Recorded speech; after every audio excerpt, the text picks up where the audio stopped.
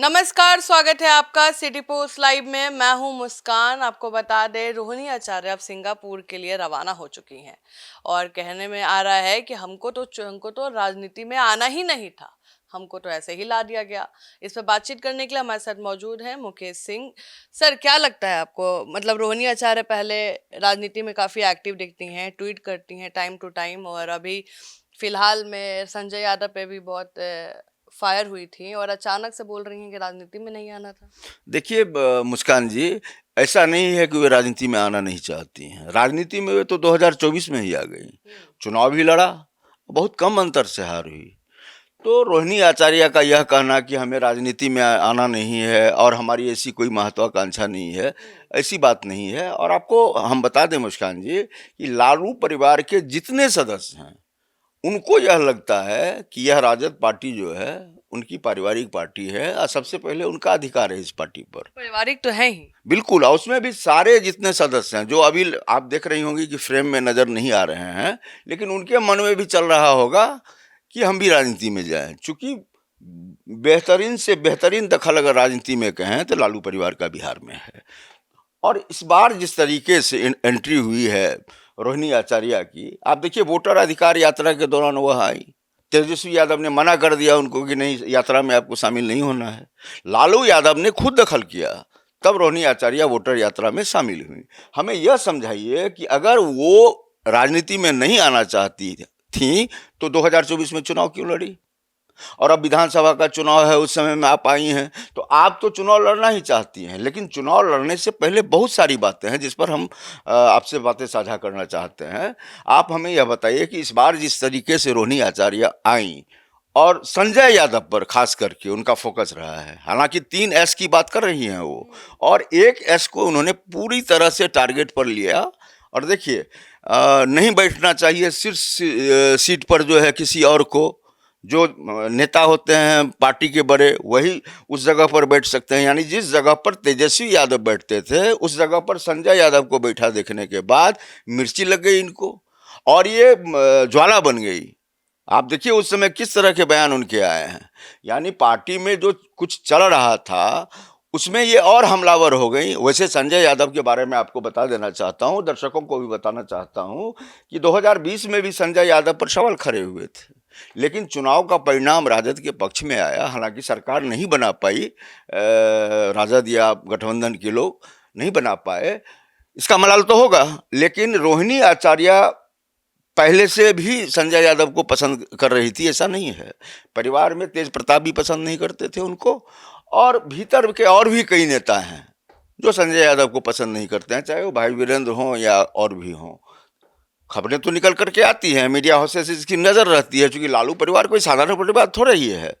तो अब लेकिन हम लोगों को यह देखना है कि इस डिबेट के जरिए हम दर्शकों को यह बताने आए हैं कि रोहिणी आचार्य ने आग तो लगा दी और आग लगा करके यहाँ से निकल गए सिंगापुर। अब यह बताइए कि सिंगापुर से जब उनको यहाँ आना था तो कुछ और काम लेकर के आती, लेकिन वो तो राजनीति में दखल देने के लिए आई। सिंगापुर में अच्छा खासा उनका जो है कारोबार या जो भी है अच्छी संपत्ति है उनको और अच्छी कमाई हो रही है। तो यह छोड़ करके आप बिहार क्यों आई? आप भी अगर इंग्लैंड में अच्छा कमा रही हैं, ब्रिटेन में कमा रही हैं या किसी अन्य देश में कमा रही हैं, तो आप भारत क्यों आएंगी? और भारत छोड़िए बिहार क्यों आएंगी? बिहार से तो लोग बड़ी जगहों पर जाते हैं रोजी रोजगार के लिए। तो आप वापस आई हैं, ये एकदम साफ है कि आप राजनीति के लिए ही आई, लेकिन आपकी दाल नहीं गली। और जो बातें करी हैं रोहिणी आचार्य ने, ये बहुत तल्ख बातें हैं और सीधा हमला तेजस्वी यादव पर भी हुआ। हालांकि जब शिवचंद्र राम और रेखा पासवान को उन्होंने बिठाया अपनी बस पर तो बड़ा अच्छा मैसेज गया, ट्वीट भी किया है इसको लेकर के रोहिणी आचार्य ने। यही है समाजवाद का चेहरा। लालू प्रसाद यादव इसी तरीके से जो है दलितों की आवाज़ कहे जाते हैं ना लालू प्रसाद यादव, तो कैसे दलितों और गरीबों के मसीहा हो गए वो? इसी तरीके से जो निचले पायदान पर के लोग हैं, पिछड़े समाज के, अति पिछड़े समाज के, दलित महादलित समाज के जो लोग हैं वो सामने आए और उनको राजनीति में जगह मिले और उनको प्रखर और मुखर आवाज़ मिले। तो ऐसा ट्वीट जो इन्होंने किया है रोहिणी आचार्य ने, अपने पिता को लेकर के किया है। राजद को लेकर नहीं किया है, ना ही तेजस्वी यादव को लेकर किया है। और कुछ बातें और आई तो आपने देखा कि तेज प्रताप यादव ने कमान संभाल लिया और उन्होंने कहा कि अगर हमारी बहन का अपमान होगा तो हम सुदर्शन चक्र चलाएंगे। तो ये सुदर्शन चक्र भी चलाने के लिए तैयार हैं। और इधर रोहिणी आचार्य जो है कह रही हैं कि हम राजनीति में भी नहीं आएंगे, और राजनीति में हैं भी और राजनीति कर भी रही हैं। देखिए, अभी लालू परिवार में घमासान मचा हुआ है मुस्कान जी, और इस घमासान में कितने ऐसे नेता हैं जो विलेन के रोल में हैं, उनको पहचानने की जरूरत है। और यह पहचान पहले तो रोहिणी आचार्य या परिवार के सदस्य के लोग करेंगे, उनकी जिम्मेवारी है। क्योंकि पार्टी अगर टूटती है तो इस टूट का असर राजद पर तो पड़ेगा ही, लालू परिवार के सदस्यों पर भी पड़ेगा। जिनकी जिंदगी राजनीति के सहारे चलनी है उनके लिए तो बहुत बड़ा नुकसान होगा।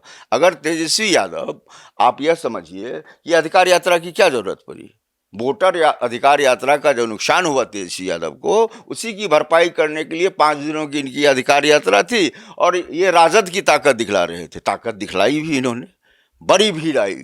हालांकि बहुत सारे विवाद भी हुए हैं उसमें मुस्कान जी, ऐसा नहीं है कि विवाद रहित रहा है ये राजद का अधिकार यात्रा। अधिकार यात्रा में लौंडा नाच भी हुआ, उसका भी विरोध हुआ। मधेपुरा में जो है नहीं रुके तेजस्वी यादव, उसके लिए हुआ। फिर ओबीसी के पार्टी के कार्यकर्ताओं ने भी विरोध किया। तो देखिए, ये सारे सवाल अपनी जगह हैं, लेकिन रोहिणी आचार्य को हम लोगों ने आज फोकस किया है। तो रोहिणी आचार्य ने यहाँ पार्टी के अंदर खलबली मचा दी है, और ये खलबली एक तरह से कहें तो महाभारत का शक्ल ले चुका है। और महाभारत में कौन कौन से विलेन हैं उनको चिन्हित करना होगा, और आग लगा करके रोहिणी आचार्य यहाँ से गई हैं। और हमको तो लग रहा है कि महाभारत में अभी का जो दृश्य है उसमें और भी जो है कई नकारात्मक दृश्य देखने को मिलेंगे। आप देखिए मुस्कान जी कि क्या नौबत आ गई रोहिणी आचार्य को कि उन्होंने लालू यादव को जो किडनी दिया था उसकी तस्वीर उन्होंने साझा की। इसका मतलब हुआ कि वो भावनात्मक तरीके से जो है इस्तेमाल करना चाहती है अपने पिता और अपनी माता को या पार्टी के अन्य नेताओं को। तो रोहिणी आचार्य ने बड़ा गेम खेला है, और बड़ा गेम खेल करके वो सिंगापुर जाकर के बैठी नहीं रहेंगी। ये सोशल साइट का जो ये ज़माना, ये जो है सोशल प्लेटफॉर्म का, आप कहीं भी रहेंगी, आप तो साझा कर ही सकती हैं अपने विचारों को। तो रोहिणी आचार्य पूरी नज़र बना करके रखेंगे कि अब अभी क्या हो रहा है राजद में, अभी क्या हो रहा है राजद में। तो पल पल निगाह उनकी टिकी रहेगी। लेकिन जिस तरीके से वे यकबयक स्थिति में यहाँ से रवाना हो गई हैं सिंगापुर, यह इस बात की तकसीद करता है मुस्कान जी कि आने वाले समय में राजद में बड़े फूट की ओर इशारा है, और इसको संभालना तेजस्वी यादव के बस में नहीं है। लालू प्रसाद यादव को फ्रंट पर आना होगा। और लालू प्रसाद यादव की ऐसी बात नहीं है कि वो बुजुर्ग हो गए हैं तो तेजस्वी यादव उनको इग्नोर करके चलेंगे या कोई नेता इग्नोर करके चलेंगे।